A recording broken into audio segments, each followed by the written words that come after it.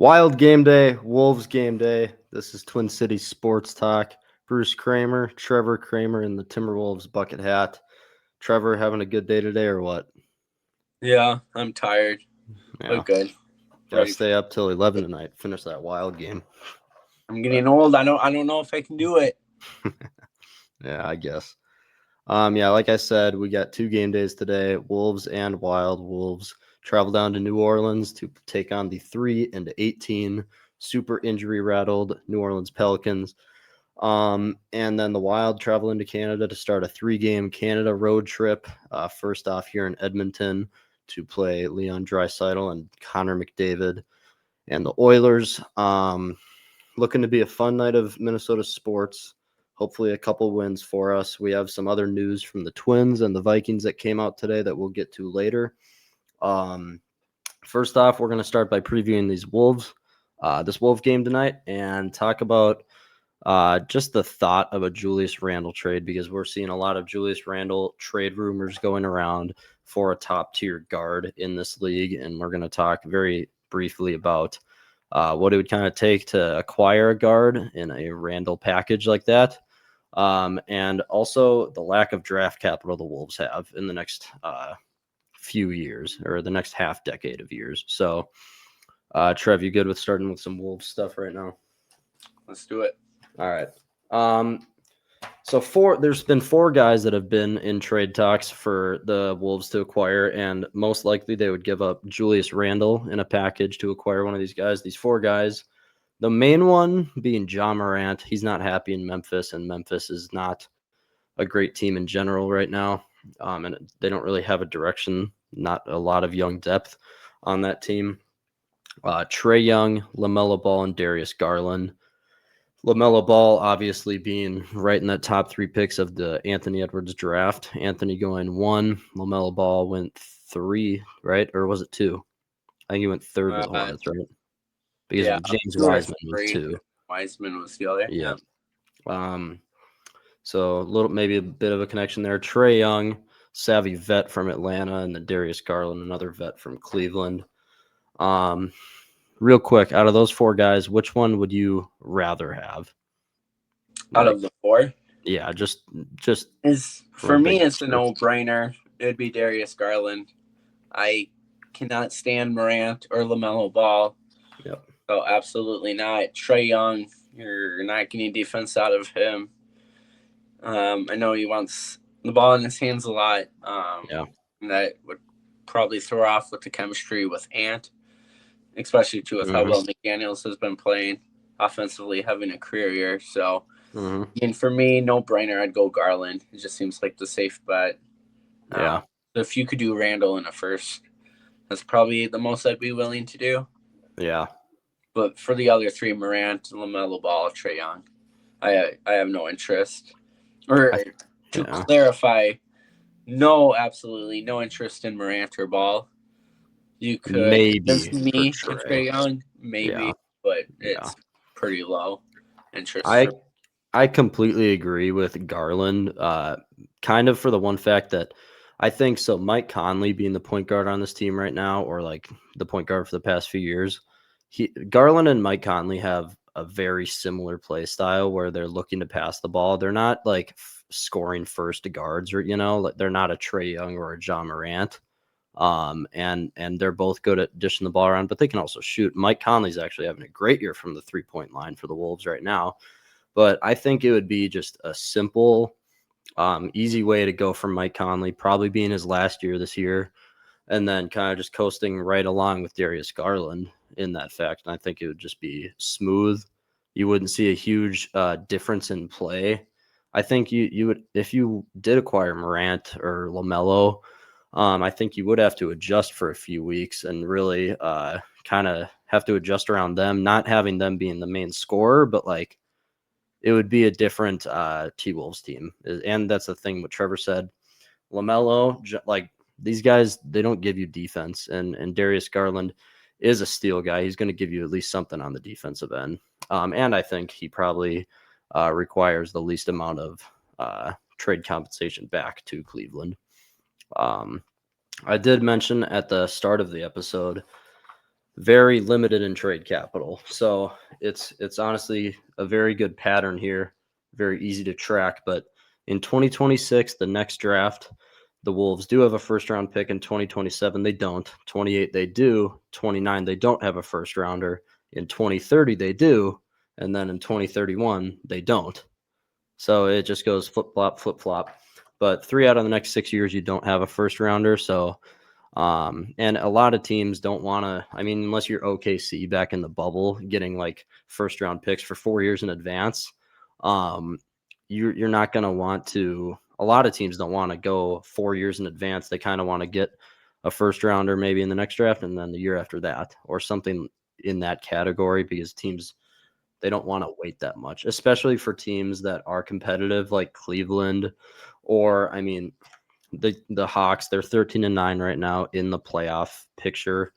Not a huge contender, but if anything, the East is more favorable to get in. I feel like the East, or sorry, the West is just deeper, more competitive team. So, completely agree. Yeah, because I think we've kind of covered it. I think it would take, obviously Randall would be the main part that Minnesota gives, but do you think it would take a first and a second, or do you think, I think maybe a first and a second with Randall just for Garland? I mean, the second round picks, I feel like aren't a whole lot of value. It's not going to move the needle much. Now, the only thing that just popped in my head, because I don't really follow the NBA as closely compared to like the NFL. Do you know how many picks were involved in the Rudy Gobert trade? Because I think there's a rule where you can't trade consecutive back-to-back first rounders until it's trade night. So, like, we could still trade the first, but it would have to happen on trade night. So, if you're talking like an in-season trade, then you would have to probably talk like Randall with, it could be a mix of the young guys. So, Dillingham, if the team acquiring him has faith in, him developing, because right now it's not looking like it'll pan out, or are you willing to give up Shannon? Yeah. So that's my only. We've talked about the trade so much because it just was such a big trade. In the trade, so obviously you get Rudy Gobert from the Jazz in exchange for Pat Bev, Malik Beasley, Jared Vanderbilt, Walker Kessler, Leandro Ballmer. What did we just lose? Trevor? No, we didn't. Okay. Yeah, I think a little. What the heck? Hold on, I can't hear you. Just a little difficulties. Got you now? Okay. Yeah, good now. Yeah. So I heard up to the point where you're going over the Gobert trade. But at least we've gone over the players. We don't need to do that again. Four unprotected first-round picks. So 2023, 25, 27, and then a 2026 first-round pick swap. Plus a top 5 protected 2029 first-round pick. So 5 picks as total. So it wasn't a first-rounder for this year, right? I don't know. Regardless, we don't need to go into the weeds with it, but I just know that's the only thing where it gets iffy. I think the only time you can have both back-to-back picks traded would be on trade night. So either way, I think what we're getting at here is Randall plus 2 picks could maybe do the deal there for probably not for John Morant, or definitely not, I don't think, with an aging Julius Randle, but for Darius Garland, I think you could make that happen. That's really all that we wanted to go through there. Just a very brief Randall trade talk there. We'll get into the game tonight. T-Wolves, like I said, they play New Orleans, and New Orleans is 3-18 now, having a horrendous year, and they've been kind of carried basically the whole year by Zion Williamson, obviously the rookie sensation. Been dealing with a ton of injuries in his career, so he hasn't really panned out as much as they'd like him to. But then just today, he gets ruled out for 3 weeks. And what was the injury, Trev? It was the oblique? Abductor. Okay. I think. Yep. So Zion is out for tonight. And then their 2 other top scorers being Jordan Poole and Trey Murphy. They are both out with injuries. So Yeah, the Wolves are facing a team without their 3 top scorers, and they were already 3-18 this year, and the Pelicans just aren't good in any area. Like defensive ratings, bottom 5 in the league. Offensive ratings are I think they're second worst or maybe the worst in the league. So that I mean, it's another game where so the Wolves, they actually play 2 games in New Orleans in a row. Like they play in New Orleans today and then on Thursday. Is it? Yeah, 2 in a row. I mean, these are 2 games where you need to jump from 12-8 to 14-8 because it looks 14-8 looks a lot better than 13-9. I mean, it's not a huge difference, but it's just somewhere to. I mean, these are the ones you need to get. Well, it's just over the last many years, ever since we've established as being a team. I mean, we've seen how tight these playoff races can be. So every win is so crucial, especially when it's against a team as bad as the Pelicans are, and then on top of that, how injured then they are going into tonight and the Thursday night game. So, I mean, you just can't lose, even if you have an off night shooting or whatever. You just got to find a way to get these two wins and move on. Because everyone's crucial. We've already had too many. Shouldn't say too many, but a couple handful of games now that have gone. So, just get the wins, move on, see what happens. The positive thing here, the Wolves. We'll switch to kind of Wolves talk now. They are coming off of 2 wins against Boston, 2 good wins against Boston and San Antonio at home. Granted, San Antonio was out Stephon Castle and Victor Wembanyama, and so I mean the San Antonio Spurs team is not the same team without those 2 guys at all. Wolves still played good. Another positive is Anthony Edwards, 5 games in a row with 30-plus points, and it's came at a good time where Julius Randle has found a bit of a cold streak. He's also being kind of lifted up by guys like Jaden McDaniels and Dante, who are both shooting 40% from 3 this year. Jaden McDaniels at 46% going into tonight. So, I mean, he's getting picked up by those guys. Rudy Gobert's having a good year, too. He's not getting into foul trouble as much. He's playing smart defensive ball. He's not getting all crazy and erotic where he'll miss a block and then just slam on someone's head. And he's there on the, being some big floppy monster. Arms and the fist right to the cheek on some dude driving. So that's not happening. The bench. So I don't know if people remember back to that Sacramento game, OKC game. I forget which one of those losses. The bench came in and had 0 points. Terrence Shannon, none. Rob Dillingham, none. All these guys had none except Naz Reid. And so the bench had 2 good games against Boston and San Antonio. So that's another positive right there. Them finding their footing more in this offense again.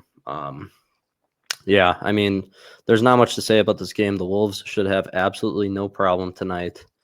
They have things going right now. The Pelicans have everything going wrong. For lack of a better word or phrase, we're playing a G League team tonight. I mean, that's really what it is. Yeah, and then this marks the 12-8 record. This marks 1 quarter of the season is done, being 20 games in. So Trev, just real quickly, give a grade. 12-8, like we've said, they've had a few clunkers. Yeah. Definitely could be better. Quick math here, because I mean, technically, I guess, it is a quarter. If you're at 8 wins already, I'm doing the quick math, 16-32. So, yeah, I'm just trying to do the math of where that would put us at seed-wise if we kind of keep up with winning percentage. I mean, for grade, it's probably C. So, I mean, you've gone 2 years in a row in the conference championship. So, you're making deep playoff runs. And then each time in the conference finals, you don't put up much of a fight, but you kept pretty much the core intact. So you're running it. Yeah, the whole team's the same. Yeah. Besides the obviously the first year with Cap, but I mean, obviously they kind of stick. But I don't know, grade wise, it's not ideal. It's not terrible. C minus, because you have higher expectations. Maybe C minus, slightly below average. Yep. Yeah. I mean, I'd probably rate it a C minus, because with like Trevor said, with making 2 Western Conference Finals in a row, you kind of are expected. Like OKC, they're 20-1. I mean, everyone knows they're kind of just the consensus best team in the NBA, maybe the greatest team of all time. We don't know. Time will tell. But like coming in, and then you have that clunker against Sacramento I can't stop talking about. And then you also lose a game to the Phoenix Suns where Devin Booker fouls out with 6 minutes left in the fourth quarter, and then you go to overtime, and Dylan Brooks absolutely just completely cremates your entire defense, was taking everybody into the lane, hitting jumpers, hitting fadeaways. Dylan Brooks was doing that. Our defense went to crap that game. Everyone was turning the ball over. If you win those 2 games, I mean, 14-6, that is a hell of a lot better than 12-8. It's just such a bigger gap going in. And then if you have 2 games against the worst team in the NBA tonight and in 2 days, then you're talking about being 16-6 a quarter into the season, basically. And it's just such a big difference. That's why I would rate it like a C minus. They have a few good wins. They fought OKC in their first game of the year pretty hard, but like beyond that, they got eliminated from the NBA Cup, going 2-2 in those standings. So that wasn't a good showing there. One of those games was that Phoenix game I keep talking about too. But yeah, I'd say maybe even like a D plus. It's just not. It's not even like they're in a bad spot, but it could be easy. It's just we have such high expectations, and rightfully so too. Like after pretty much starting his prime, and yeah, like you mentioned, I mean that Suns loss is so bad because the injuries. Yeah. Gosh, I'm blanking on the name. I think it's Jalen Green. Yep. Right. Yeah, he was Jalen Green. The Rockets in the Durant trade. I know he didn't play in that game. The game you blew in the fourth quarter. So between that game, then you win recently against Boston. So it's just so inconsistent. You just want more consistency. And I mean, that is the thing we've talked about for like tonight too. The Wolves do not seem to show up.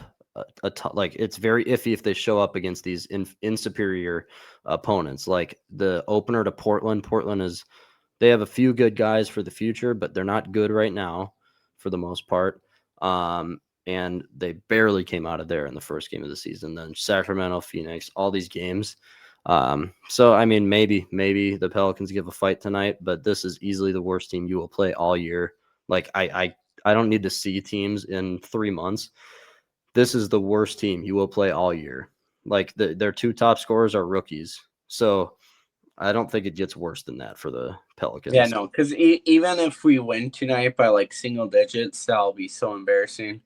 I mean, there's no reason our starters or any key players. So you could even go like your top bench players with like Nas and. I mean, I just expect the starting 5 to just boat race them, just put them into the dust in the first quarter. If this game's not taken care of come like the start of fourth quarter or the 9-8 minute mark left in the fourth quarter, that's going to be bad as is, because what I'm missing, I'm looking at the list, if it's updated for injury list, I count 5 guys out tonight on top of, they're not a competitive team to start with. So just pull ahead early, keep the foot on the gas, and just take care of control. Get the 2 wins, and like I said, let's move on and see what happens. Exactly. Yeah, I mean, this is the game tonight. You see your rookies, Joan, Behringer in there, and like in the fourth quarter, getting a whole quarter. This Rocco's is a game that, Rocco. That's how you say it. Johan Behringer, get some Rob Dillingham solid playing time. And, what is Johan Behringer, is it? Yeah, Johan Behringer. Yeah, okay, yeah. Leonard Miller in there, get him some time. Yeah, Bones Highland. Yeah, some McDaniels Jr. with Leonard Miller. Anyways. Yeah. Either way, that should be how the fourth quarter goes. We should see some guys playing that we don't usually see. All right. We're good with some Wolves talk. They should win tonight, and that's not to spoil our predictions. But I think people could see where that's going. All right, Wild talk. Wild travel to Edmonton to play the 11, 10, and 5 Oilers. Oilers are very off and on. I mean, if you look at their schedule, they're coming off a shutout against Seattle 4-0. And then the game before that, they let up 7 goals. And the 2 games before that, they let up 8 goals and then 3 goals. Their goaltending duo between Skinner and Picard is the worst in the NHL statistically. The Wild should be able to get anything they want on the defense or on offense tonight. And like I said, worst goaltending in the league. Obviously, the reason why they are competitive, they have, I think, the best duo in the NHL. I think a lot of people would agree. Obviously, McDavid and Leon Draisaitl, 2 guys that are just perfect at their craft. I mean, McDavid, super fast player too. He has the stick handle. He has everything. I think he's the best player in the NHL. No, yeah, he is. I don't think many people could argue it. Yeah. But yeah, I mean, McDavid, Draisaitl, Evan Bouchard, and like Nugent Hopkins. I know he's aging a bit, but Ekholm and Nurse, they have guys on the second and third line too. They have depth on the offensive side. They are starting a 5-game home streak against the Wild tonight, so there could be some. I think they're coming off 3 road games. Edmonton is, and like I said, they just have 5 home games in a row now.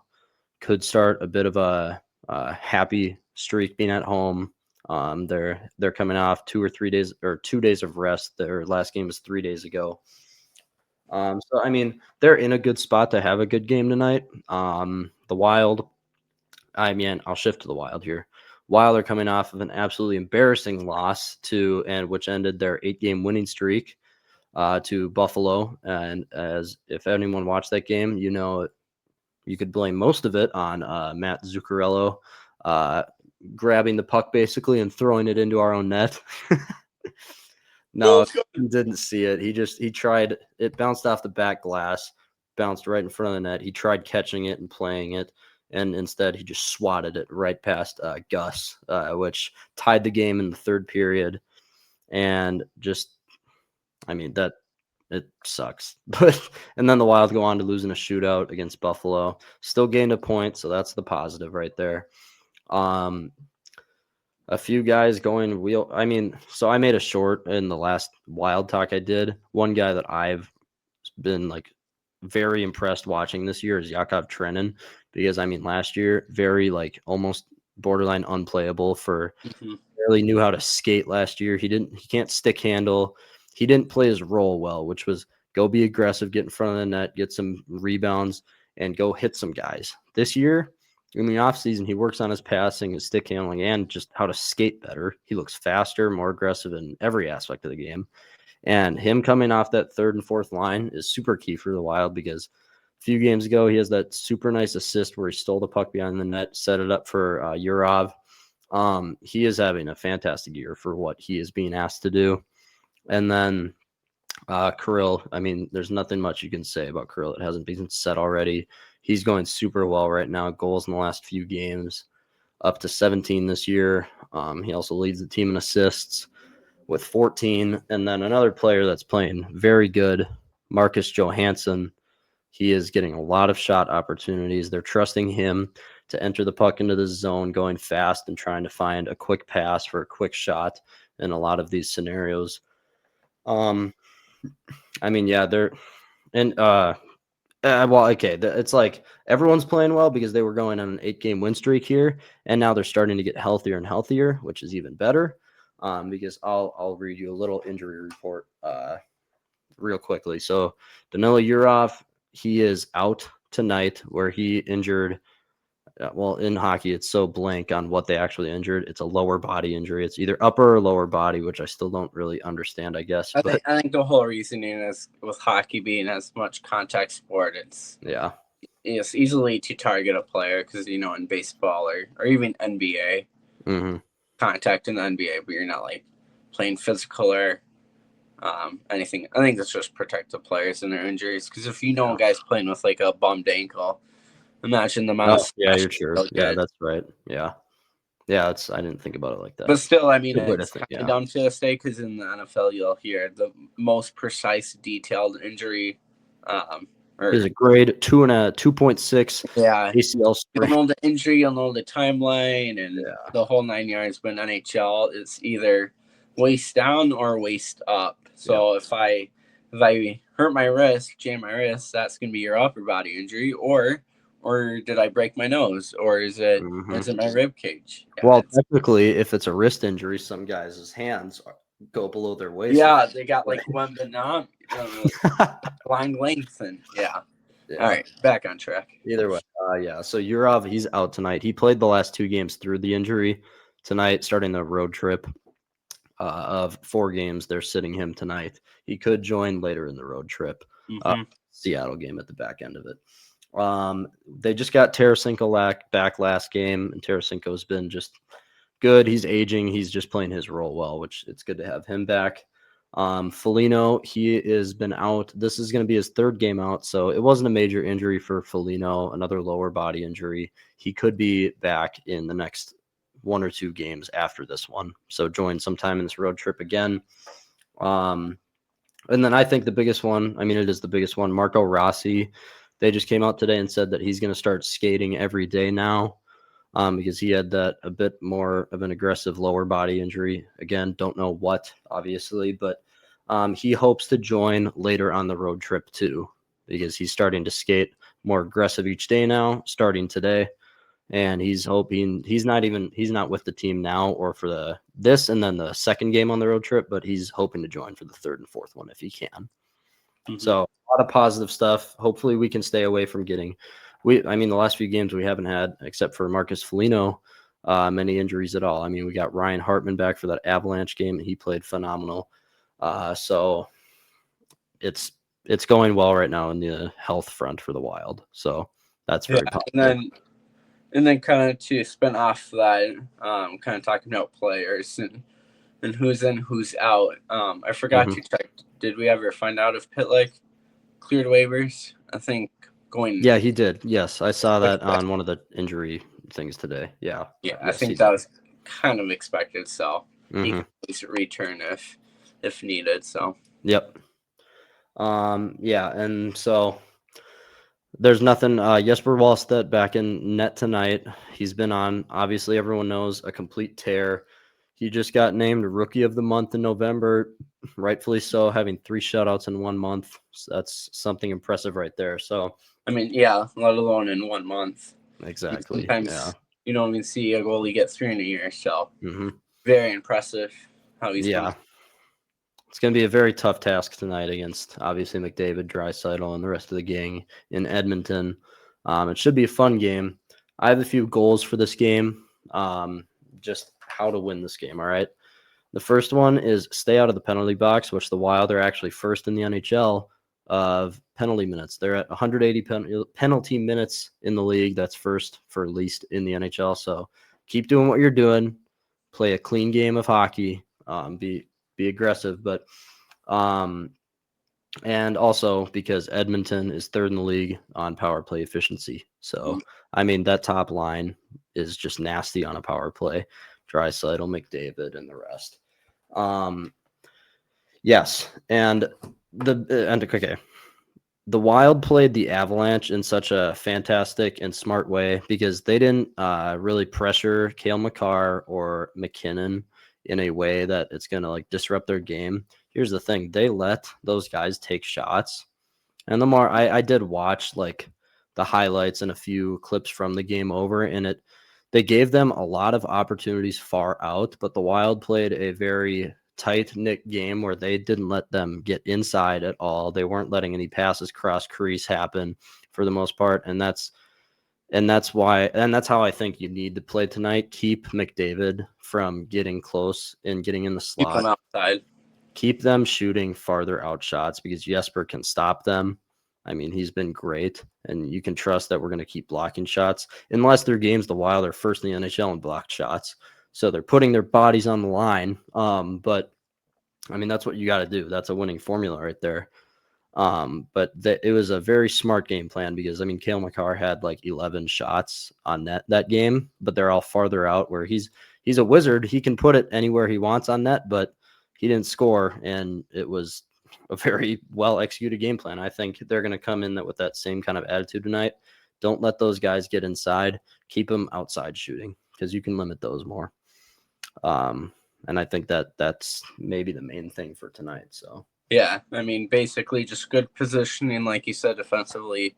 Mm-hmm. And the thing is, like on any 50-50 pucks, especially when McDavid's on the ice, I mean, you just got to give up possession, play defense, because when you're hesitant, you half commit to the puck, and second you do that against McDavid, doesn't matter who you are, you're toast. So I think it's just play a clean game, throw a lot of shots on net with their poor goalie play. Mm-hmm. I mean, don't overthink it. Their goalies aren't anything special, so if you can just get pucks on the net, keep the puck in their zone, make McDavid and Draisaitl defend. I was going to say I could see one or two sloppy goals, but who really cares? The goal's a goal, so keep it simple and just play smart defensively. Yeah, if you play smart defensively and just get shots on the net at Skinner, you're going to score 3+ goals. It's just proven over his career now. Skinner's been pretty terrible for most of his career now. I mean, obviously every goalie has good stretches, but he's not on a good stretch in any way. Yeah, I think that's good for the Wild. Injury front getting better, and those are some kind of keys for tonight's game against Edmonton. All right, a few other things. We're going to go in the direction of the Vikings just for 1 minute, maybe even 30 seconds. Just a quick note, Adam Thielen requested to be waived yesterday for playing time purposes by the Vikings because he wasn't getting his shot that he'd like in the final year or two of his career, or whatever, how long he's going to play. Did say he's going to come back to retire Vikings, so good for us. But he signed with the Steelers, or didn't sign. He got claimed. Yeah, claimed by the Steelers today off the waiver claim wire. So, I mean, I think he'll get a good shot there. I don't like him being there for Super Bowl chances because you would like to see the dude go win a Super Bowl. But I mean, it is interesting though for transactions. Doesn't really cover Minnesota, but regarding Thielen, is the spot he took was it looked like so what the Vikings did with Thielen, the Steelers did with Darius Slay. So he got released today too. So did he? I believe so. Oh. So hopefully I'm not just that wasn't anything fake. I'm pretty sure. I believe it. All real and legit. So one veteran in, one veteran out. So, but for the Steelers' sake and Thielen's sake, not the ideal team I was hoping he'd go for, or not go for, but go to. Yeah. Obviously, I think there's some misunderstanding. I thought when he got released, he's going to be an outright free agent where he can kind of pick and choose where he was hoping to go. My thing is that Steelers team, we'll see how the playoff matchups are and what teams get, or team versus team matchup. But I don't really think too many people are high on the Steelers for coming playoffs for a Super Bowl run. So just because of the Bills, I think the Ravens, right? Are Ravens the first place team in the AFC North after being 1-5? Yeah. The thing is, I think the Ravens were just hit hard with injuries, and now that they're healthy for the most part, I think that Ravens team is way better than some people may realize. Henry's been playing better, so I was just hoping he'd go to a team like the Bills. I think Thielen would have fit in well there, but that's besides the point. We can talk more about that. I think Aaron Rodgers keeps getting toxicer and toxicer, if that's a word. It is now. No, yeah. Either way, I think he just keeps his toxicity level just rises every week now. With every loss they're gaining, you see him on the sideline with his bloody nose from that hit this weekend, and he's looking rough. Yeah, he is. Yeah, I mean that's just simply he's just looking rough, which sucks for him. But all right, that's all the Vikings news for today, and then we're gonna get to some more important stuff here. Minnesota Twins talk on a glorious Tuesday in the off season.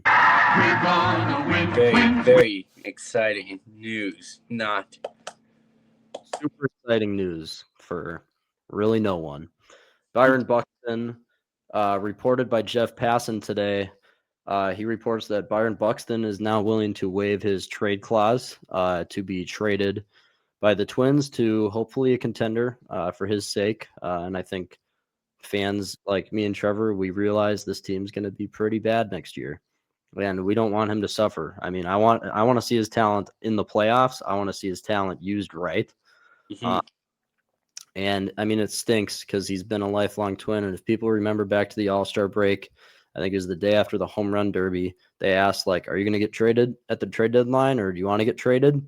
And he said the line, what was it? Just like, I have the trade clause. Basically, he's happy in Minnesota. This is where he wants to be, blah, blah, blah, blah, blah. But then he saw the stupidity of leadership and how times have changed. Yeah, because he just said, like, I have the no trade clause. They can't trade me if they wanted to. And I mean, now I will say with Buxton, if they do surprise us and they actually spend some money, which won't be anything much, if they spend money, the Twins, it won't be much at all. Yeah. But if they try running it back, there's enough. If they can stay healthy and you can get another step of improvement, if Wallner can cut down on the strikeouts, obviously he's still going to strike out a lot. But if he can, just put together better plate, limit it. Yeah. I can't think of plate appearances. Plate appearances, and you get some key impact players from some of the starters you got back with Mick Abel and Taj Bradley. I don't know. The team's not like terrible. If most can go right, if you can get healthy, but that's still asking for a lot. It's not realistic at all. So it's interesting to see if they keep the core intact. I could see Buxton staying, but the second if Pablo gets traded, then you can almost bet money Buxton's gone too. So yeah, I'd assume so. We should find out soon. Yeah, exactly. Yeah, because winter meetings are coming up for the MLB and their GMs and all that, all the higher up guys there. So a little bit behind the Buxton contract he signed in 22. He had the no trade clause for the first 4 years, so 2022 through 2026, and then in which he could waive at any time, like he's suggesting, like Jeff Passan is suggesting that he did today, or is suggesting that he will waive it if it's a right team, And then after that, from years 27 and 28, he had a 5-team trade list in his contract, like 5 teams.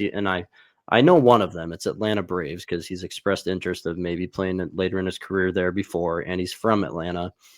We could take guesses on the other ones, but they've never came out, or they're not going to share that information. But there's a 5-team trade list that Buck had for the last 2 years in his contract. I have a prediction on 2 others. I'd have to dig a little bit deeper, but obviously the Braves, but the 2 others I was thinking, for our sake too, these are 2 teams that could be contenders, but the Mets and Phillies, the Phillies getting old in a lot of spots. I think for the most part, their World Series window is kind of slowly closing. Well, Schwarber's a free agent, so that in itself, I mean, think of how key he was.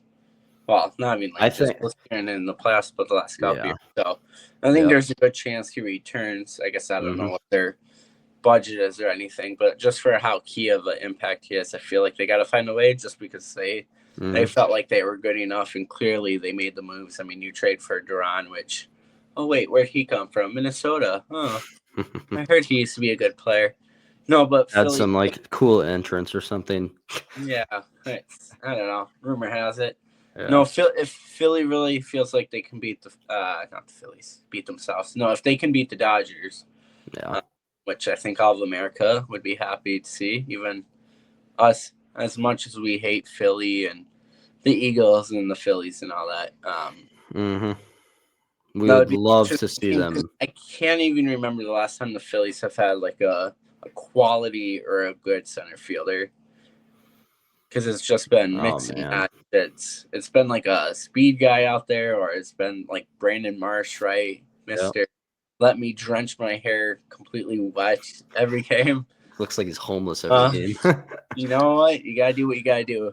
But no, I mean you're right. That's also what I was thinking too, is because they just have no one in center. So it's just a premier position. Buxton can still defend at a pretty good rate. Not obviously. The same in his prime days, but he's still a plus defender. He's still got very good speed. He's got the power. So I mean, the Phillies makes a whole lot of sense. The Mets make sense. They're aggressive the last however many years in the offseason, and they have money. So I mean, See, here's the thing too. This is all barring on like how this lockout is going to go. There's going to be a lockout at the start of next season, and we don't know how long that's going to last. What's really going to happen? I mean, salary cap. That's one talker there, and a couple other things, but we have no idea what's going to happen there, and it could affect. I mean, that may be the reason this free agency, like the free agency right now in the MLB, is going so slow. I mean, today, Devin Williams signed a 3-year contract with the Mets. And then there was a very, very minor signing, Alex Manoah. Yeah. Right. Okay. But that's pretty much like a whatever, a depth trade. That's not gonna change.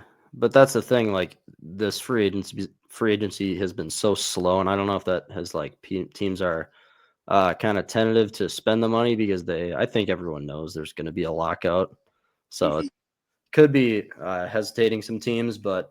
Yeah, Braves, Mets, Phillies for Buck. And in tomorrow's episode, I don't know if Trevor will be on or Jack or maybe just myself tomorrow, but we'll be doing some like mock trades and seeing what we think we could get for Buck. I have a mock trade I already have done, but I'll be sharing that tomorrow. So tune in tomorrow for that. And then one other piece of Twins news. Miguel Sano is tearing it up in the Puerto Rican, or is it Puerto Rican, or I think it's Puerto Rican Dominican League. Some winter league, yeah. Yeah. I have his stats through 15 games for him right now. And this is the second year in a row where he is like dominating down there in the winter. The Twins don't have a first baseman unless you count Eddie Julian a first baseman or Cody Clemens, which Cody Clemens can be serviceable, but both of them are below average there. And I'm not saying Miguel Sano is an average fielder. He's not. But if his bat is halfway decent, I think you could sign him to a minor league contract.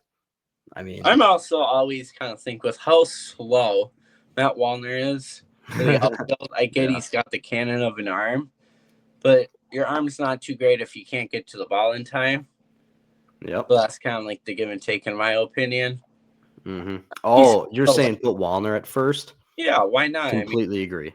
Yes. Who else do we have to put him there? It's very unlikely you're gonna sign a reliable first baseman. What's gonna hurt you? Harper's done it. But I mean the size and length alone too, right? Like if it's a bad throw and it's about to do a short hop, he might even be able to scoop that right before that short hop. Yeah. His scooping abilities will probably be very poor. I don't have faith in him being. I mean, if you were going to make that change, you would have. Radius you would have of a target for a bad thrower. And if I don't know, it's because I feel like you've got some outfield prospects. That's what I was going to say. Outfield depth. With how much he strikes out, I mean, his time's ticking. What is this going to be? Going into year 4 for him? Yep. Is either you're going to get a 460-yard bomb, or you're going to get 4 strikeouts a game, and 3 pitches. I don't know how many more times pre Matt Wallner up to the plate, take my helmet off, wipe off the sweat. Oh, it's in my eye. I can't see the pitch. Gotta get the huge rock. And then swing and miss. I mean, I love him, but I also hate him at the same time. So it's entertaining when he hits the ball 120 miles per hour off the bat, but that's rare. Yeah. Let me read you Miguel Sano's stats right now. So wins above replacement, he's a 3.4, which the MLB average is like a 1.2, I think, or like a 0.4. Yeah. Either way, it's like this winter league, he doesn't get a ton of at-bats. 15 games, 60 at-bats. He's walked 9 of those, so he's pulling some walks too. I mean, that's almost 10 of the 60.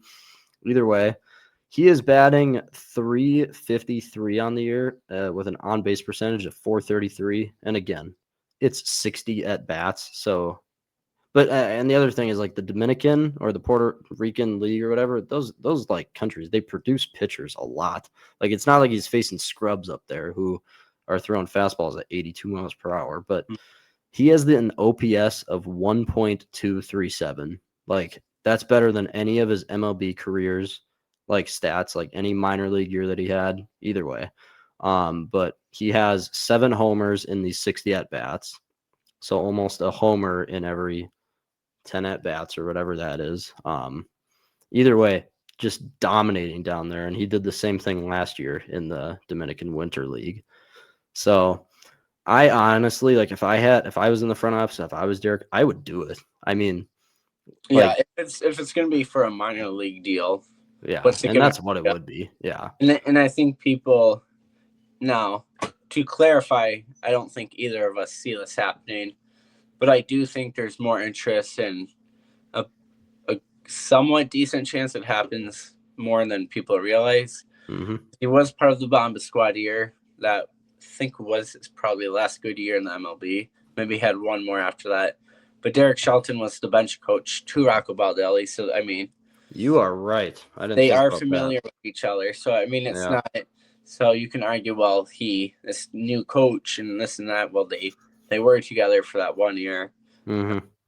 And so, given how thin you are at first, or really, I mean, who even is your projected first baseman? Is it Julian? It's Cody Clemens, because you'll have Luke Keyshaw at second and Brooks Lee at short. But yeah, so that's barring injuries and stuff too, though. So yeah, so I mean, if it's for a minor league deal, it worked out with Willie Castro. Yeah. He had some productive years with the Twins who flipped him for, what was it, like 2 average prospects from the Cubs. So, I mean, you could see what it turned into. But, I mean, at the start, you signed a guy for pretty much depth purposes, really no big plans for Willie Castro. That turned out well. If you sign Miguel Sano to a minor league contract and he strikes out every other, he's still going to strike out. Guess what? You can release him. You lose absolutely nothing. Exactly. Besides, you can maybe argue if you find someone else promising, then he takes playing time away from. Well, the other thing too is if they're really like set on Cody Clemens, you can platoon the both too. It's a righty versus lefty. Cody's a lefty. It's like if you wanted to keep both, because Cody is a utility guy. He can play the outfield. He's not going to leave the roster. He's not going to get optioned down to St. Paul or anything like that. But so they could platoon the first base position. Yeah, it's like there's multiple things the Derek Shelton reference though, because Derek Shelton was our bench coach in 18 and 19. That's I didn't think about that. I want to know how much the dude weighs now, because like that was the other thing I was gonna get at. So I mean, but then that's the big argument. You can argue health and prior injuries, and then really also just his, like, I don't know if you want to call it focus, because he clearly has not taken his time in the MLB as serious as you think most would when you're gifted that God-given talents. So it's there's a lot you can harp on, but now is that accurate to this day? Probably. I mean, it doesn't take. This was last year, because he was on the Angels last year, if you remember that. Yeah. He was 207. I'm assuming he didn't. If he's he's a big guy. He's never going to be skinny or anything. I think him in like good health is still going to be 230, 240, maybe closer to the 240 side. But it's that added. Just I wouldn't mind 270, but yeah. So we'll see. Yeah, exactly. All right. I'll cover more of that tomorrow. We're going to cover the Byron Buxton trade discussions tomorrow more, because I don't think there's any game days tomorrow, right? The Wild and Wolves don't play tomorrow. I'm assuming they don't. So. I know the T-Wolves play on Thursday, because that one's against the Pelicans again. I am actually not sure about the Wild. Let me check. Well, regardless, I guess they also play on Thursday. Either way. All right, it's time to make our predictions. Wolves, Pelicans. Pelicans are 3-18. We've already talked about it. Trevor, score, and who's going to win? Score is 128-87. The Wolves absolutely collapse and lose. Psych. They're going to win 128-87. Wolves win. Ant has at least 40 points. Ant 40 bomb. Do you think he even plays in the fourth quarter, though? No. He could be sitting at 30. Not necessary. He's going to go for like 13 in the first, and he's going to get a second quarter break, come in at the 6:32 mark, and then he's going to score more points, and then he's going to score more points on those. I'll write this down. Specifics right here. More points on points. Yeah.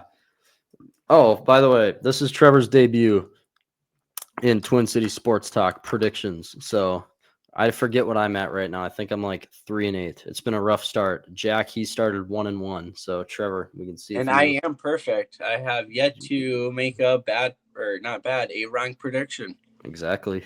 Let's see what you got for the Wild. Or actually, no. I'll go my T-Wolves real quick. Yeah, Your T-Wolves. You own the team? Okay. Yep. A-Rod's my buddy. Yeah, I got the Wolves just destroying them again. Big. There's no explaining this. 124-99. Wolves win. 124-99. I'd be surprised if the Pelicans score 99 points. Yeah. But that's my prediction. All right. Wild game. Edmonton 11-10-5. Trevor, what do you got? 4-2 Wild win. 4-2. Yep. Okay. Kirill does not score a goal. Okay. So that'd be the first game in a couple games that he wouldn't score. Okay. He's not going to be the best 97 tonight. I can agree with that. I mean, it would be hard to be. It's not that wild of a take. I was going to say, that's not a very far-fetched statement right there. I don't think he's going to be better than the best player in the NHL. And God. All right. 4-2 for Trevor. I think it'll be a little bit of high scoring. Skinner stinks. The Wild offense is going really well.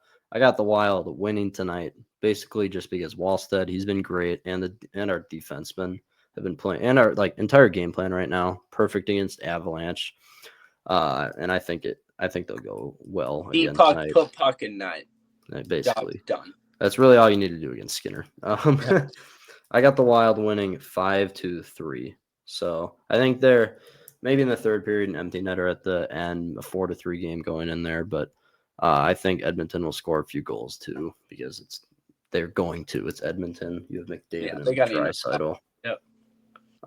Yeah. So we both have Minnesota Sports going 2-0 tonight. Hopefully that comes true. According to my predictions, every time I pick my team to win, they lose, and when I pick them to lose, they win. So my record really reflects that, being 3-8. But those are our predictions. This was a good episode, pregame episode for these games tonight.